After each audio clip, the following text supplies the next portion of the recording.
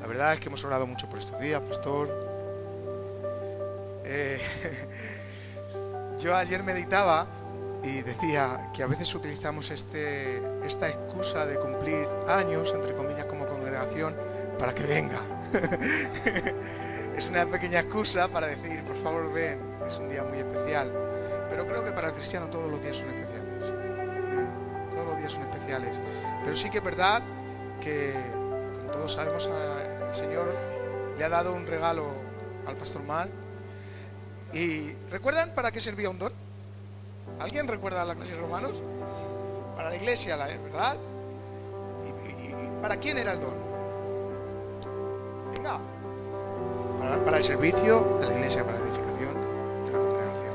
Por eso, yo decía ayer, el otro día, pastor, ¿de qué le vale a un hombre tener toda la sabiduría si solamente se lo queda para él? ¿De qué vale tener toda la sabiduría del mundo si no compartes? Amén. Pues más el regalo que el Señor te ha dado, pastor. Te pedimos en el nombre de Jesús que lo compartas con nosotros. Así con que sin más, sin robar más tiempo a la palabra, les pediría por favor que estén quietos. Sé que somos hombres y mujeres quietos. Adelante, adelante, pastor. Pero, por favor, medite, escuche y practique lo que el pastor hoy va a predicar. Créanselo que será una bendición. Amén. Adelante, pastor.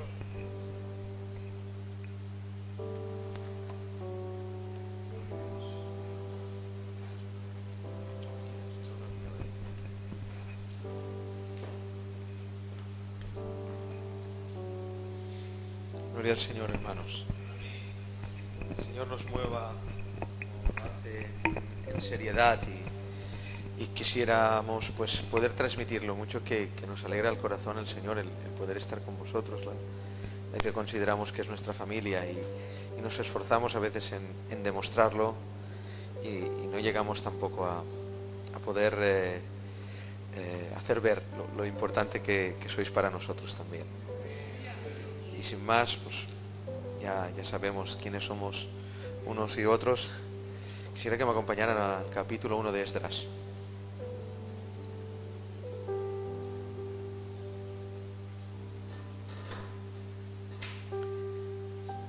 Esdras capítulo 1, verso 3.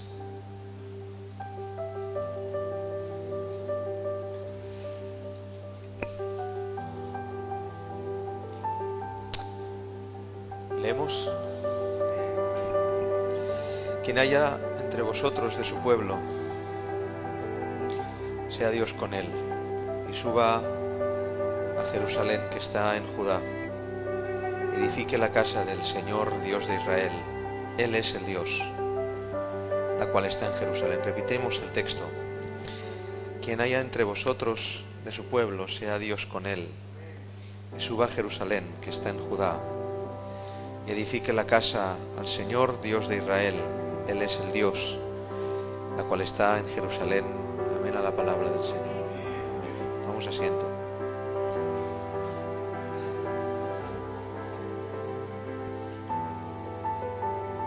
Para ponernos en el contexto histórico de este texto, debéis saber, y como creo que ya la mayoría sabéis, la ciudad de Jerusalén fue arrasada por Nabucodonosor y fue el pueblo del Señor llevado cautivo a Babilonia. Y pasaron muchos años en cautividad, en esclavitud, en una represión y en un estado grave, no solamente de salud y de precariedad en cuanto a la vida, sino en un estado grave espiritual.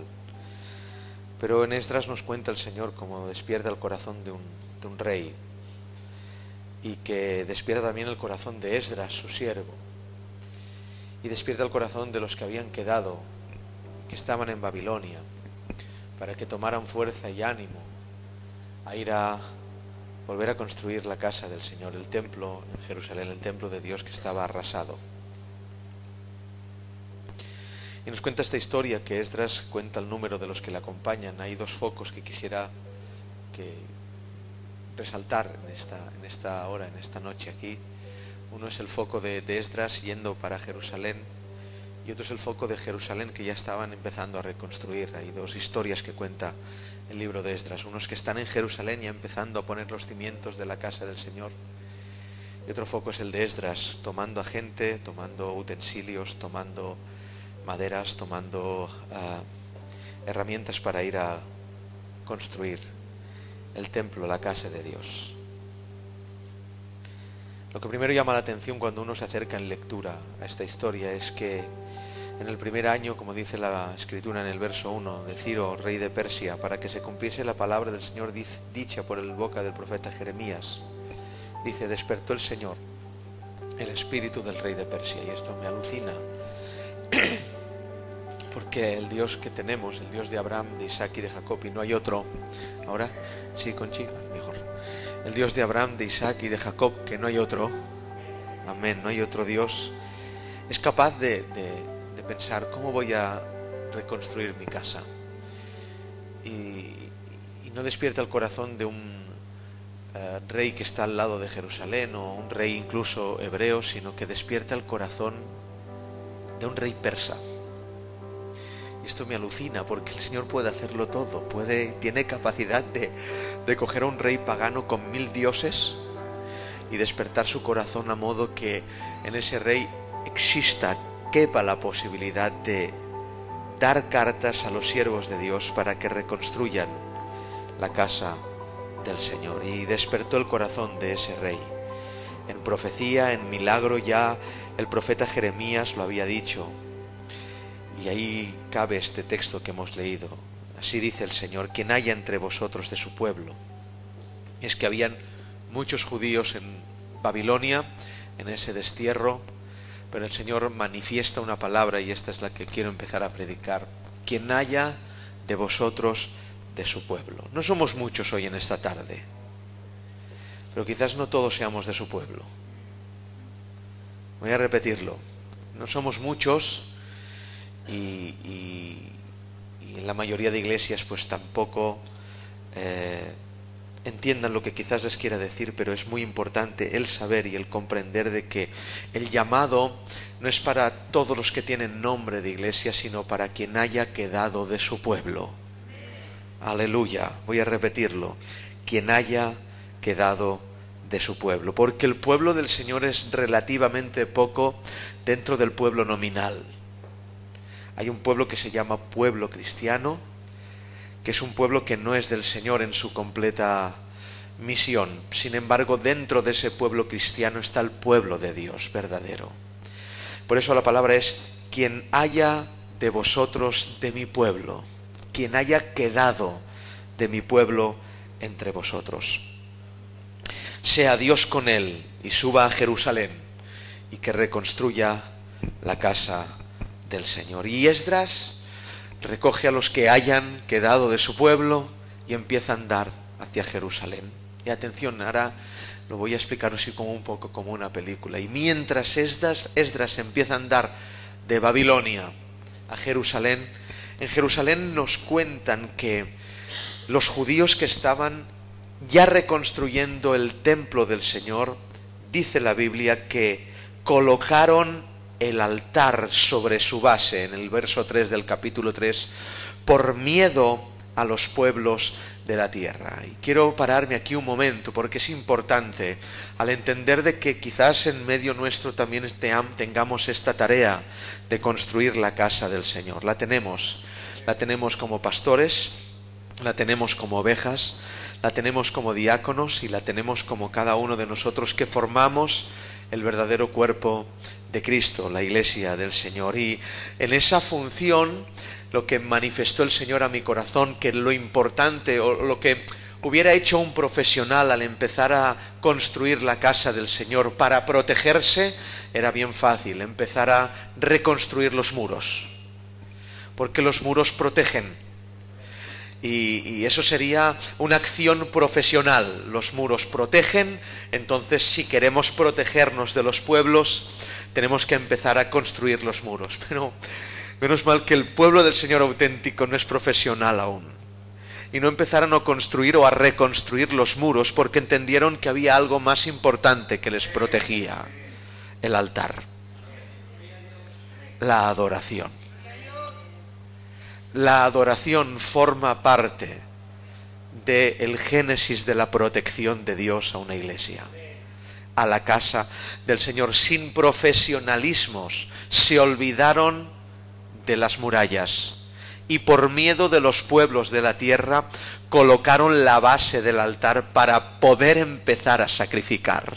¡Aleluya! Gloria tenga su nombre.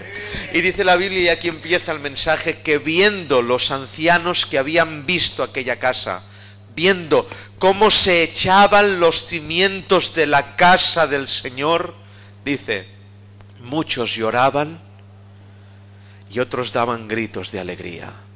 Y no se podía distinguir las voces del lloro a las voces de las risas. Cuando vieron colocar las bases, los cimientos de la adoración, se manifestaron los sentimientos del pueblo de Dios. Y aquí viene ya una pregunta para cada uno de nosotros, que quiero que penséis. ¿Cuándo se manifiestan sentimientos en nosotros? Cuando ponemos las cortinas en la casa, los adornos, cuando salen alabanzas bonitas.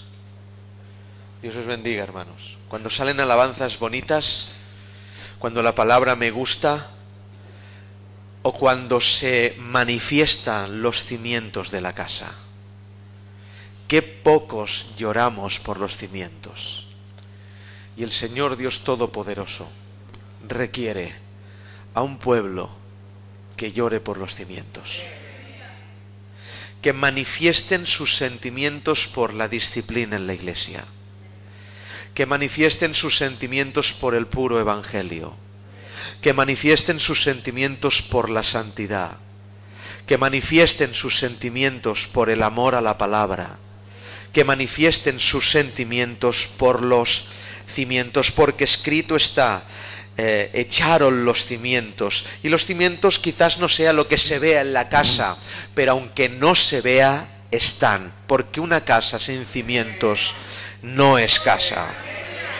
Y las puertas ciertamente estaban quemadas y las murallas destruidas, pero en un libro paralelo a esta historia, el libro de Nehemías, dice que Nehemías pasó por la puerta de las ovejas y pasó por la puerta del muladar. Es decir, que ciertamente las puertas estaban quemadas, pero aun habiendo pasado el fuego por ellas, no perdieron la forma. Qué capacidad la de las piedras de Jerusalén. Aleluya. Qué capacidad la de la construcción verdadera de Dios, que aunque pase el fuego por esas piedras, no pierden la forma. Porque hay gente que cuando pasa el fuego de la prueba por uno, pierde totalmente las formas.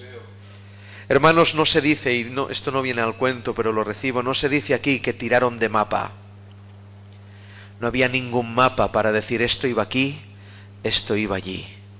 Porque aunque estaba quemado y aunque estaba derribado, no estaban movidos. Y es que puede venir el fuego de la prueba, derribarnos, puede venir el fuego de la prueba y también quemarnos, pero jamás nunca podrá movernos del cimiento.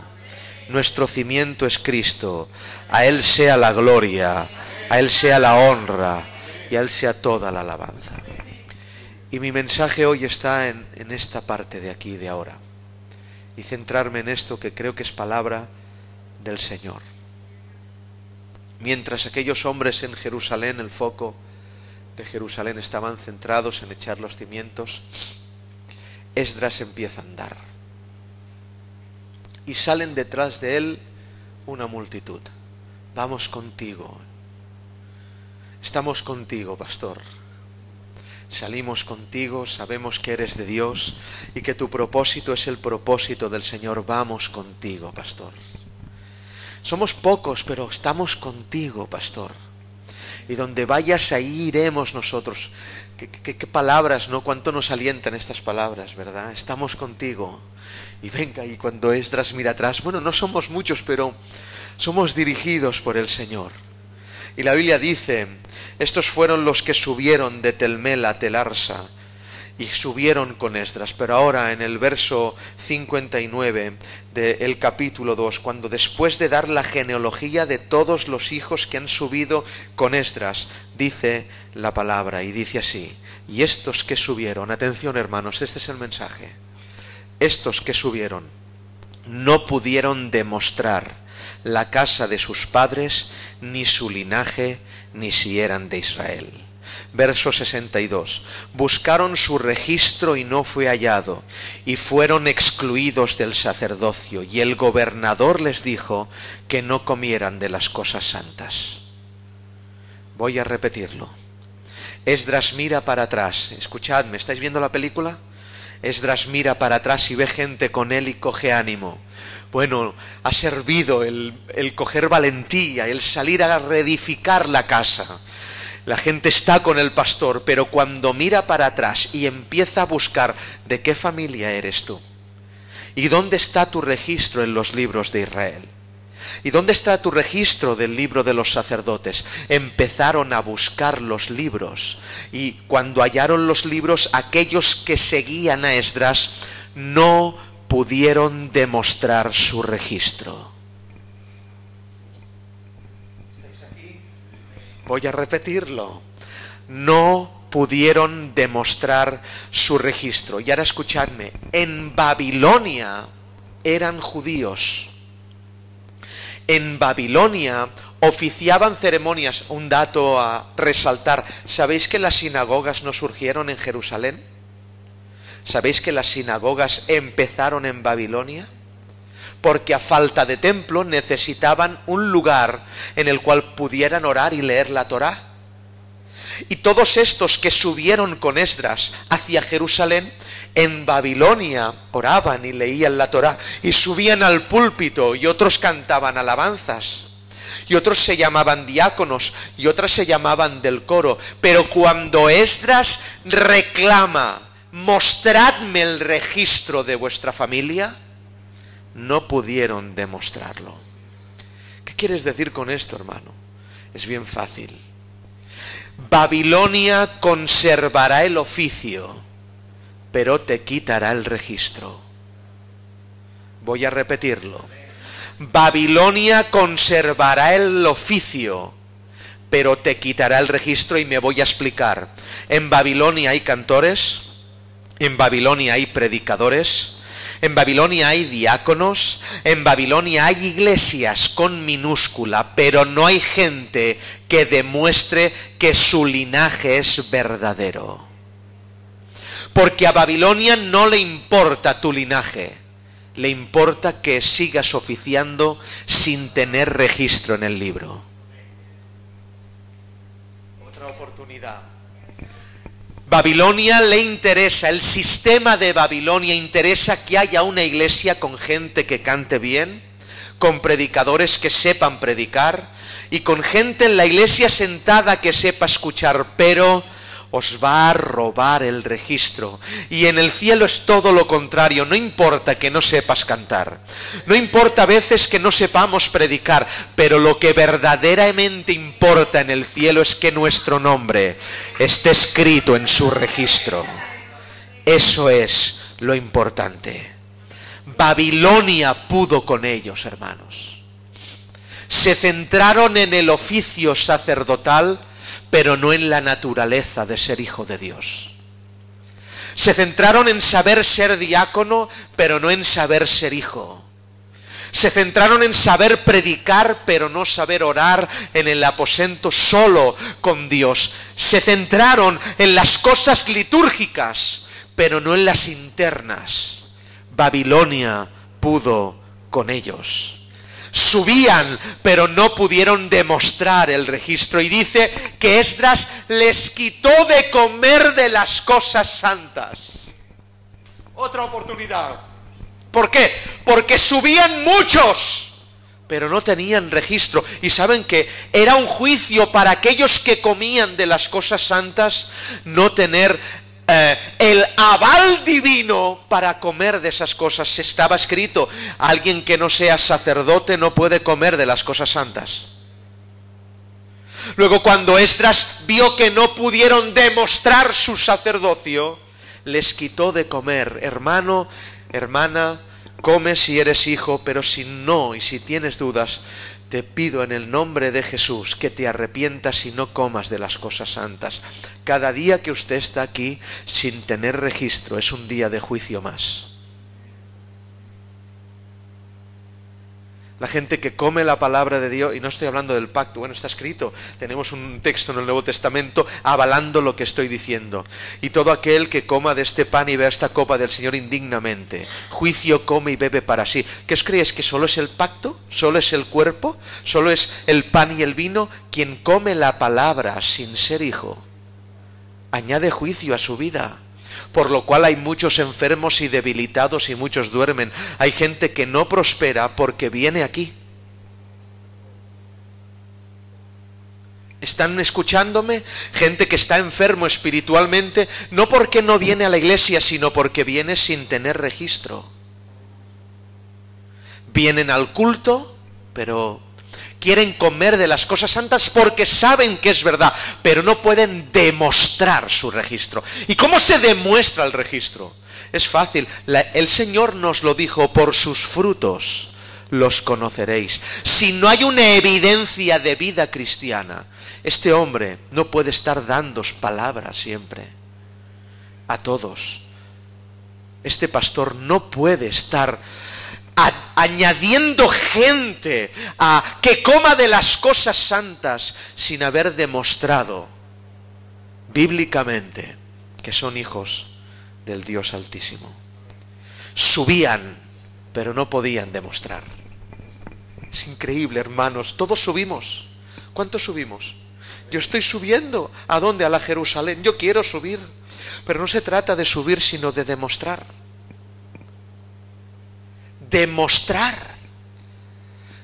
una vida con fruto, el amor los unos por los otros, la santidad, el respeto reverente a los siervos de Dios. Demostrar una vida sin pasiones carnales. La Biblia dice: haced morir pues lo terrenal en vosotros, pasiones desordenadas. Benignidad, bondad, paciencia, templanza, mansedumbre, el fruto del Espíritu que hoy en día brilla por su ausencia en las iglesias. Sí que hay oficios, cantan como ángeles, han llenado un sitio de 3.000 personas y no cabían, pero ¿dónde está el registro? ¿Dónde está el registro? ¿Quién puede demostrar que es hijo? Cuando te pinchan, callar. Cuando te golpean, poner la otra mejilla. O hemos olvidado el Evangelio, o no sigue vigente entre nosotros. Subir, muchos suben, pero hay una que sube diferente. De hecho, así lo escribió el rey Salomón. ¿Quién es esta que sube? Y no dijo que sube solamente, dice que sube distinta, sube sahumada de mirra y de incienso del desierto y todo polvo aromático. Hermanos, es imposible hacer buen olor en el desierto, pero esta subía haciendo buen olor. ¿Saben por qué? Porque era la carroza de Salomón. ¿Y saben por qué subía con buenos olores? Porque la virtud no estaba en la carroza, sino en quien se sentaba dentro. El rey se sentaba dentro. El olor lo desprende el rey, no la carroza. Subir diferente. Manifestar el registro, los frutos del Espíritu. Que cuando haya que elegir entre la cultura y la palabra de Dios, se elija la palabra de Dios. Si no, no se engañe usted, no es cristiano. No se engañe. Que cuando venga un problema y uno busque aquella arma que yo tenía muchas por aquí atrás. Tenía una aquí y otra aquí, escondidas, y sabía cómo contestar en cada momento. ¿Nos pasa? Pues a mí me pasa. Ahora vienen los problemas que venían cuando yo estaba en la carne, y la busco y no la encuentro. ¿Dónde está? Porque no tengo aquella respuesta. Cambió mi vida. Tengo otra respuesta, un texto de la palabra. Un texto de la palabra, no tengo otra respuesta. Y subían, pero no demostraron su registro. Y ahora dice, Entonces Esdras caminó hasta el río Ahava, esto me encanta, y ahí dijo Dios, pruébalos.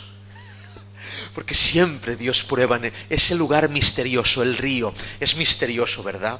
El río es misterioso porque todos pueden ser, hermanos míos, sacerdotes en Babilonia. Pero en el río, ¡aleluya! Pruébalos allí. Pídeles el registro allí, en ese río. Y dice, y entonces Esdras buscó de Leví entre los sacerdotes. Escuchen, por favor, atiendan ahora, que esto es para volverse loco. Mañana seguiremos con esto, Buscó de Leví entre los sacerdotes, es decir, que había un montón de gente vestido de sacerdote. Pero ¿saben qué dice la Biblia? Solamente por la tribu, el linaje de Leví puede venir el sacerdocio, eso lo dijo Dios. Entonces Esdras dijo, todos estos van vestidos de sacerdotes, ¿quién de vosotros demuestra que es de Leví? ¿Y saben qué dice, hermanos míos? Que ninguno pudo demostrar que era levita. Todos tenían el oficio, pero ninguno tenía el registro. Y ahora, pastor, escucha esto, por favor, porque esto me ha servido a mí. Y me ha exhortado, porque yo he cometido este error. Otro dice, bueno, no hay para tanto, venimos de Babilonia. Escuchad, dice, hemos sufrido un destierro como pueblo de Israel. No hay para tanto, estos hombres, este sabe cantar, este sabe predicar, este sabe dar el pacto, este sabe dar la ofrenda. Aunque no tengan tantos requisitos, no pasa nada. Que venimos de Babilonia. Señor, no pasa nada. Esdras no hizo eso, hermanos. Esdras buscó, registró y no lo encontró. ¿Y saben qué dijo? No voy a trabajar con quien no tiene registro.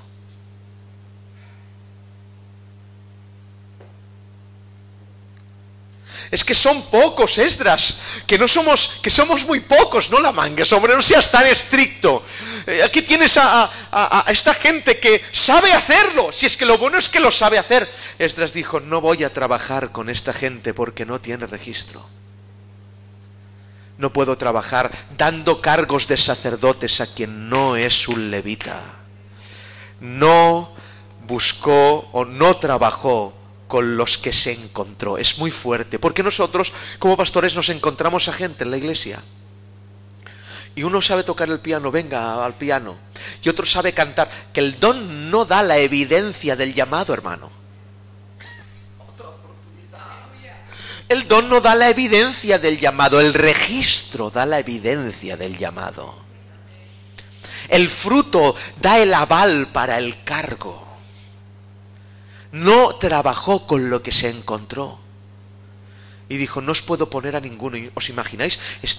Qué enfado, ¿no, la gente? Estamos subiendo contigo, ¿cómo nos la mangas de esta manera? Si venimos detrás tuyo, ¿cómo nos haces esto? ¿Pero cómo puedes hacer? Estamos viniendo, confiamos en ti, pastor. Yo no puedo confiar en vosotros, aunque me quede solo. Y dice la palabra del Señor. Entonces, y ahora escuchad, pastores, hermanos, apoyad estas administraciones. Dice el verso 16 del capítulo 8. Entonces despachó a Eliezer, a Ariel, a Semaías, a Elnatán, y dice una hecaterba de siervos que venían de Babilonia. ¿Y saben qué dice? Dice, hombres principales, asimismo todos eran doctos. Hermanos, eran príncipes y doctos. Todos eran monstruos de la pradera, impresionantes, eran lo más grande de la tierra. Pero ¿saben qué? ¿Cómo predica? ¿Has visto cómo predica este? ¿Has visto la teología que tiene? ¿Y este cómo canta? ¿Cómo toca el piano? Son impresionantes, doctos. ¿Saben qué hizo Esdras? Os despacho a todos. No os quiero a ninguno porque sois doctos y principales, pero no tenéis registro. Y de repente el Señor habla a Esdras, y no sé cómo lo hizo, pero viene la palabra del Señor a Esdras y le dice, hay una región alejada de Jerusalén, se llama Casifia, busca allí. Esdras se va para allí, redirige su ruta y entra en Casifia y ve un grupo pequeñito de sacerdotes sacerdotes judíos aquí, y les dice uno entre ellos: somos los que quedamos, los que servíamos al rey David, todos levitas de la tribu de Leví. Madre mía, hermanos, eran muy pocos. Pero ¿cuánto hizo la enseñanza de David? Que aunque no estaban en Babilonia ni en las sinagogas, en Casifia, quizás no eran tan doctos como los otros, ni sabían predicar igual no sabían oficiar igual, pero todos tenían el registro: somos los que servimos a David, los levitas que estábamos en la casa del Señor. Esos Esdras se los lleva para la tierra de Jerusalén. De mientras que pasa todo esto en esta película impresionante, y lo guapo de todo esto es que es real, porque esto ha pasado, hermanos. No se emociona ni si... Esto ha pasado. En medio de eso, cuando Esdras ya tiene los sacerdotes, los puros, los levitas, a los otros los despacha: subid si queréis, pero no vais a oficiar, porque a Jerusalén podéis venir, pero no seréis sacerdotes. Me quedo con los pocos de Casifia, estos que sirvieron a David, me quedo con estos. Y dice la palabra del Señor que en esa vorágine de sensaciones, Esdras manda una carta al rey Ciro, al que despertó el corazón. El Señor le dice: para empezar a adorar en la casa del Señor, busque mi señor el rey entre los tesoros del rey, porque allí estarán los utensilios de la casa del Señor. ¿Os acordáis cuando Daniel está en medio de Babilonia y el rey, ¿quién fue? Belsasar empieza a emborracharse con los utensilios de la casa del rey? Esos utensilios fueron apartados y puestos en la tesorería, y ahora Esdras se acuerda de Daniel y dice: en la tesorería siguen estando los utensilios de la casa del Señor. Aleluya. ¿Y aquí viene todo esto? Escúchenme. Eran utensilios, estaban en la tesorería de un rey pagano, pero aún eran útiles. Aún en Babilonia, años después, si esos utensilios fueron de la casa del Señor al destierro, del destierro a servir para la borrachera de un rey pagano, pero luego esa copa volvió a servir en el templo. ¿Y saben qué dice la Biblia? Que un tal Mitídrates, tesorero del rey de Babilonia, contó, escuchen ahora, que esto es brutal. Yo no sé cómo veo esto en la palabra, hermanos, pero lo veo. No es que no sé explicar, yo no leo libros ni nada, pero es que lo veo, me sale así, me habla el Señor. Contó Mitídrates los utensilios de la casa del Señor de Israel. Y contó, y habían 30 tazones de oro, no sé cuántos utensilios de plata, y empezó a dar muchos datos Mitídrates. Esto, 1, 2, 3, 4, 5, 6, 7. Y cuando los manda Esdras, llegan en el capítulo 8. ¿Y saben qué dice la Biblia? Junto al río, Esdras mandó pesar los utensilios. Y pegarse contra... Otra oportunidad os voy a dar. ¿Qué hicieron en Babilonia? Los contaron. ¿Qué hizo Esdras? Los pesó. Es la diferencia entre Babilonia e Israel. Babilonia cuenta, Israel pesa. ¡Aleluya! ¡Aleluya! ¡Gloria a su nombre! Voy a repetirlo porque me encanta. Babilonia cuenta 1, 2, 3, 4, 5. El Dios de Israel no cuenta, hermanos. El Dios de Israel pesa. En la iglesia que tengo, que somos demasiada gente, el otro día contamos 130 personas, los que somos, a veces faltan 30 y hay el mismo peso. A veces faltan 50 y sigue el mismo peso, pero a veces faltan 2 y dice, está faltando peso, porque lo importante no son las cuentas individuales, sino el peso, hermanos míos. Quizás seamos pocos, pero lo importante no es los muchos que seamos, sino el peso que tengamos. Hombres de Dios con peso, mujeres de Dios con peso. Unos cuentan, otros pesan. ¿Qué hacemos nosotros? ¿Contamos o pesamos?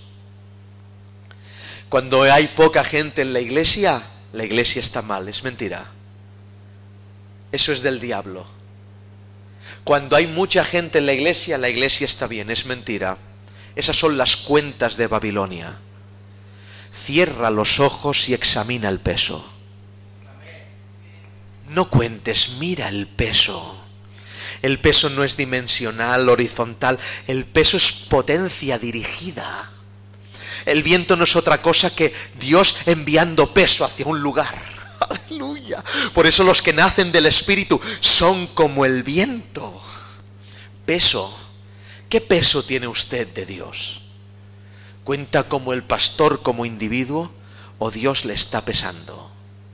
Peso. El peso es lo que cuenta. Yo peso tan poco, hermanos míos, es que soy como un papel. El viento me lleva por aquí, por allá, pero ¿saben? Tengo una virtud. Es por eso que Dios me pone un yugo encima. Es como aquel que pone una piedra en un papel para que no se mueva. Los mandamientos son el yugo en mi corazón para que no me mueva. Así que si la carga es dura, es porque usted pesa tan poco, que es Dios poniendo peso para que no se mueva. Peso. El peso es lo que cuenta. Y los pesó en el río. El peso es lo que cuenta. Me encanta porque dice, cuando los pesó y dieron la cuenta del peso, Esdras manda y dice, vigilad lo que habéis pesado. No las cuentas, no contaban, hermanos, lo pesaban. No los contaban, los pesaban. Y cuando estaba el peso, les dijo que vigilaran lo que pesaba. Porque, hermanos, os lo siento, si te crees que por ser un individualista Dios te va a vigilar, Dios solo vigila lo que pesa. Dios vigila lo que tiene peso. Lo que pesa. Lo que ha entrado en las cuentas de su peso. Peso. El peso es patente en la tierra, hermanos. El peso abre la tierra. El peso lo nota la tierra. Es por eso, ¿cuántos crucificados murieron, hermanos, en Jerusalén? Dicen que miles, quizás decenas de miles. En alguno de ellos se abrió la tierra, porque por más crucificados que murieran, ninguno tenía peso. Pero cuando murió mi Señor, la Biblia dice que la tierra sintió el peso y la tierra se abrió. Peso, hermanos. Peso. No cuentas, sino peso. Termino. Peso. Registro y peso. Frutos y el peso de una mujer de Dios. El peso de guardar silencio. El peso de saber callar, el peso de saber amar a pesar, el peso de la santidad, el peso de la honradez y la honestidad. Peso. Peso que cuando digan, lo dijo fulano, me lo creo. Lo dice esta iglesia, nos lo tenemos que creer. Son pocos, pero ¿cuánto pesan? No los contamos, porque son muy pocos, pero de peso tienen peso. Peso.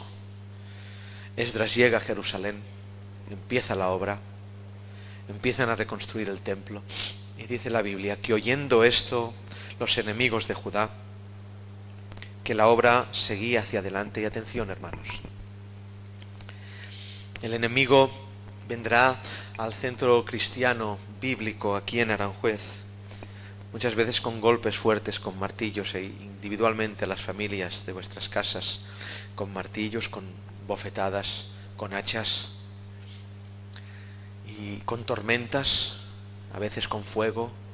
Vendrá con 1001 estrategia que haga, pero la más importante, la más imponente, la más eficiente para él es esta, que quiero que la guardéis en el corazón. Cuando oyeron los enemigos de Israel que seguían edificando, pensaron, vino Nabucodonosor, los partió por la mitad y siguen aquí. Vino con fuego, con espada, con jabalinas, los cortó, los aserró, muchos los mató, a otros los quemó y siguen aquí. Haremos algo más profundo, algo con más sabiduría. ¿El qué? Les dijeron los enemigos de Judá, para parar la obra. Les dijeron, ¿nos dejáis que edifiquemos con vosotros? ¿Otra? La manera más diabólica y desastrosa de terminar con una iglesia no son las espadas ni los golpes. La manera más diabólica es permitir que los enemigos edifiquen con nosotros. Permitir que la envidia edifique la iglesia. Permitir que el falso evangelio edifique la iglesia. Permitir que la falsa santidad edifique la iglesia. Permitir que eso ponga ladrillos de ayuda, porque les querían ayudar, ¿eh? La ayuda del enemigo es la destrucción de la iglesia. Repito, la ayuda del enemigo es la destrucción de una iglesia, es la destrucción de una casa, de un hogar cristiano. Es la ayuda del enemigo, no la destrucción del enemigo, la ayuda. Porque todos reclamamos ayuda, necesito ayuda. ¿Quién no quería 300 hombres para que él fuera más rápido? Pero se negaron. Se negaron y más tarde dijeron los enemigos de Israel, pues vamos a parar la obra. Pero aunque se paró la obra, porque a veces se para la obra, se detiene, tenemos que contar con eso los pastores. A veces la obra se detiene. Gracias. La obra se detiene, pero aunque se paró la obra, se levantó y profetizó Ageo: vuestras casas artesonadas y la obra está parada. Adelante, edificad, así dice el Señor. Se levantó Zacarías con la profecía y se volvieron a levantar y a edificar la casa del Señor, porque cuando la obra se detiene, ¿qué tendrá que hacer el enemigo? ¿Matar a Ageo o a Zacarías? Sí, tendrá que matar a los profetas. Pero para matar a los profetas también tendrá que matar a sus madres, porque los dan a luz. Pero matar a las madres de los profetas también tendrá que matar a Israel, porque Israel da a luz madres de profetas. Pero para matar a Israel tendrá que matar a Dios, porque Dios da a luz a Israel. Y tengo una mala noticia para el enemigo: puede matar profetas, puede matar a sus madres, puede matar a Israel, pero tengo una mala noticia: Dios no hay quien lo mate, porque tengo el mensaje más revolucionario que ningún hombre escuchó. Él no está en la tumba, hermanos. Él ha resucitado para su gloria y para su honra.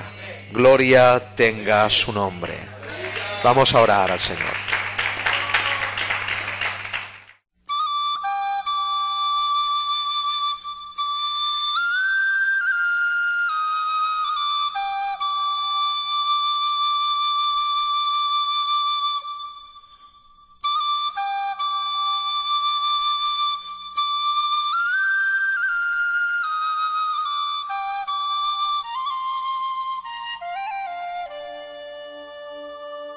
Cada